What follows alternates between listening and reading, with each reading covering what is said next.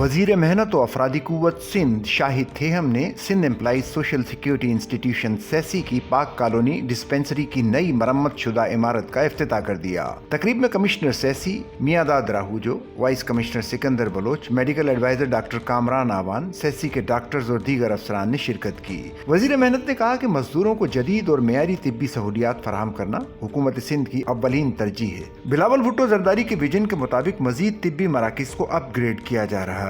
सिर्फ एक माह में पाक कॉलोनी डिस्पेंसरी को जदीद तर्ज पर बहाल किया है। इससे कबल सखर में भी डिस्पेंसरी को अपग्रेड करके अस्पताल का दर्जा दिया है। वजीर मेहनत ने कहा कि वलीका अस्पताल की तज़ीन व आराइश जल्द शुरू की जाएगी, जबकि 300 बिस्तरों पर मुश्तमिल कैंसर अस्पताल का कयाम भी अमल में लाया जा रहा है। कराची में 51 डिस्पेंसरियां, 2 बड़े अस्पताल और 1 किडनी सेंटर मौजूद हैं, जहां जरूरत के मुताबिक फौरी तज़ीन व आराइश की जाएगी। कोटरी अस्पताल में मजीद 50 बिस्तरों का इजाफा किया जा चुका है, जिससे अस्पताल की गुंजाइश 180 बिस्तरों तक पहुंच गई है। सूबाई वजीर का कहना था कि बेनजीर मजदूर कार्ड सिंध हुकूमत का फ्लैगशिप मंसूबा है, जो नादरा से मुंसलिक है, और जल्द 6 लाख कार्ड्स जारी किए जाएंगे ताकि मेहनत कशों को ज्यादा से ज्यादा सहूलियात फराहम की जा सके। इस मौके पर कमिश्नर सेसी मियादाद राहूजो का कहना था कि वजीर मेहनत की क़यादत में सेसी जदीदियत की जानिब बढ़ रहा है। वली का अस्पताल को भी जदीद तर्ज पर बनाने की मंजूरी दे दी गई है। दीगर सूबों के मुकाबले में सिंध में सेसी सबसे ज्यादा फाल है,